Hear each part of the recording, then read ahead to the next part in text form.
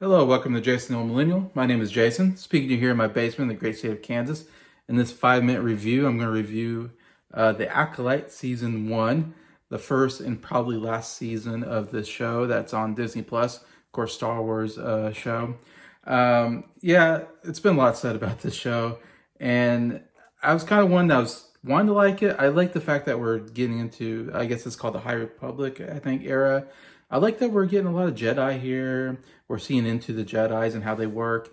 Jedis are my favorite part of Star Wars, so I'd like to see more Jedis, in Star Wars. So I was kind of hopeful that we're going to get some good stuff here with the Jedi, some new characters, and some good Jedi fights as well. I always love a good Jedi lightsaber fight.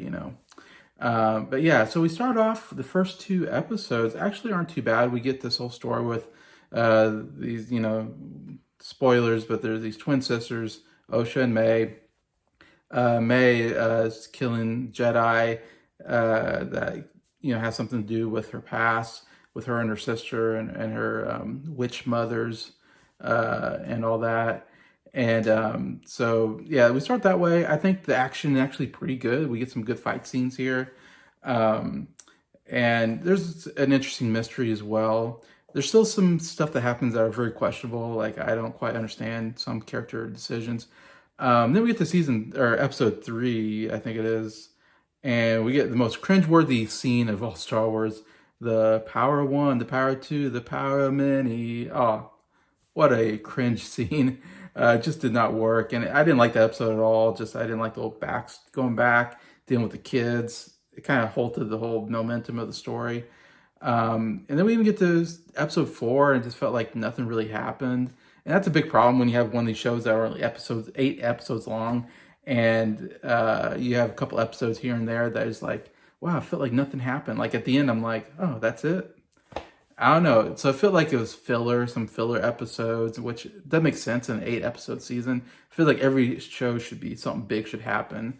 You watch other shows like House of Dragon, I'll say Reacher as well. They use every single episode for good use, I think. And then the biggest problem I have is like the main character. She's like, she wants to kill a Jedi, and then she's like, oh, I'm not going to kill a Jedi. I'm going to turn myself in. And then she's going to kill the Jedi. Her character keeps changing her mind all the time, and I don't quite understand what's going on with this character. A lot of it doesn't make sense. A lot of choices don't make sense. When it's revealed who the bad guy is, which I won't spoil, it was like, oh yeah, that guy. Wow.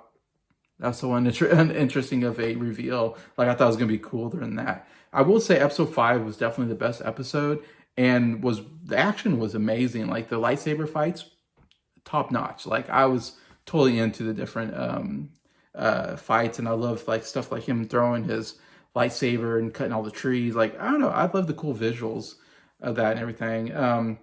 There's a little bit of problem with like he kills like 5 Jedi, Master Jedis in one go, and it's like, wow, this guy's like so powerful. Like, I can't believe he killed 5 Jedis. And then he goes and fights the apprentice Jedi, Jackie, and she goes toe to toe with him. It's like, wait a minute, she's an apprentice. He just killed 5 Master Jedis on his own. How come he can't kill this apprentice? So there's still some questionable things that happen in the show that definitely is aggravating anyways. But I'll cut to the end since I only have 5 minutes on this review. But yeah, so I was definitely like, there's a lot of stuff I didn't like about the show. Some action was done well. It's made pretty well as far as costuming, CGI, special effects and all that. Then you get the very last episode. Last episode was so horrible. It killed the show for me for sure. Like, I was not like a huge fan of the show. And then that last episode made me go, I hated the show. It's like one of the worst shows I've ever seen. What a horrible ending. To spoil too much, but it felt like they gave the win to the bad guys. The bad guys basically won at the end. And you're like, and it felt like they wanted us to cheer them on. Like, it's like they're evil, and we're like supposed to be like, oh, they're together again. The 2 sisters, oh, what a great moment. I'm thinking, no, they're evil. They're horrible. They just did evil things. We want them to die. We don't want to cheer. I don't know. It was so weird, that ending. And it felt like you wanted us to cheer the evil people. So weird.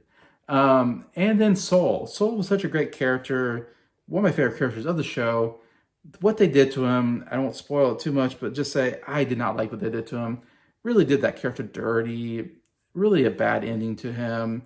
And I absolutely hated that. It just, overall, just hated everything they did in that last episode. How they ended the whole season.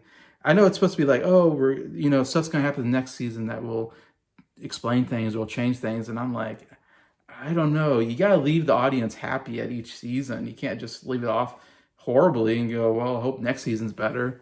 I don't think there will be a next season. This was so bad. And it got such bad reviews and did such bad ratings. Yeah, Acolyte, horrible show. Hopefully never comes back. I give it a 1 star out of 5, I guess, of a TV show. I can't recommend this enough. You'll be disappointed if you watch it, and when you get to the end, it will not satisfy you. So do not watch The Acolyte Season 1.